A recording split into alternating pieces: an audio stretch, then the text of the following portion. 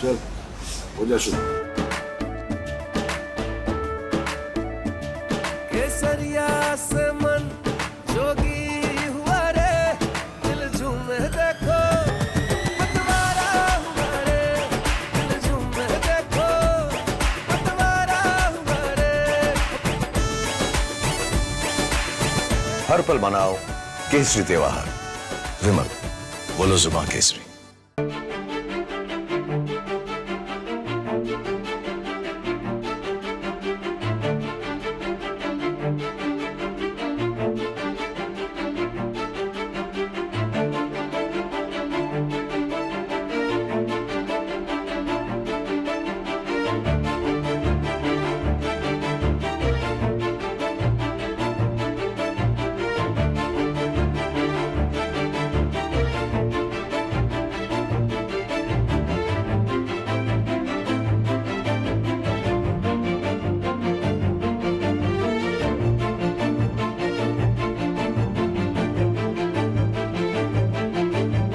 Iran के western border की तरफ से वापस आ रहे थे। पहाड़ी इलाका था, बारिश हो रही थी और फॉग था और रात का समय है।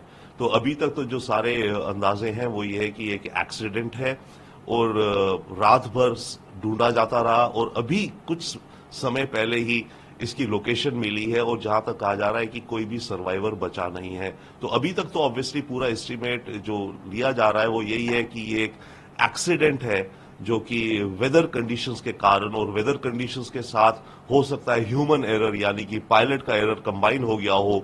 उन दोनों चीजों के चलते ये क्रैश हुआ है। But whichever team is going to inquire into knowing the cause of the crash will look into all the aspects, which could be human error, which could be technical error or technical glitches, bad weather, and even a conspiracy theory can't be ruled out at this stage.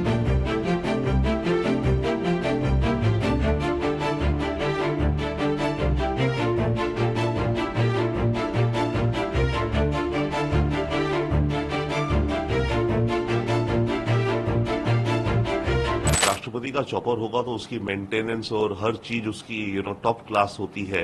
परंतु एक बात है, ये जो helicopter था ये अमेरिकी origin का था, तो पुराना हेलीकॉप्टर था। और याद रखिए ईरान सैंक्शंस में है अमेरिका द्वारा बड़े लंबे समय से। तो इसमें प्रश्न ये भी उठता है कि जो इनकी मेंटेनेंस या स्पेयर पार्ट्स होते हैं उनकी अनअवेलेबिलिटी के कारण ईरान के एयरफोर्स के एयरक्राफ्ट या हेलीकॉप्टर्स की मेंटेनेंस पूरी उस हिसाब से शायद नहीं हो सकती जितनी होनी चाहिए।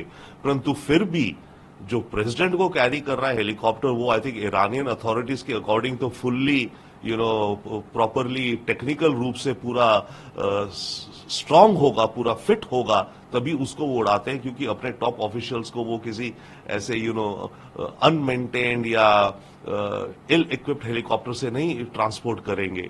तो जहां तक इरानियन अथॉरिटीज की बात है उनके हिसाब से तो हेलीकॉप्टर पूरी तरह से फिट होगा, एयरवर्दी होगा। परंतु हाँ, ये क्वेश्चन आ रहा है कि इतना पुराना हेलीकॉप्टर था और अमेरिकी सैंक्शंस हैं, तो उसके चलते क्या इस हेलीकॉप्टर की मेंटेनेंस में कुछ कमी रह गई थी जिसके चलते ये क्रैश हुआ है।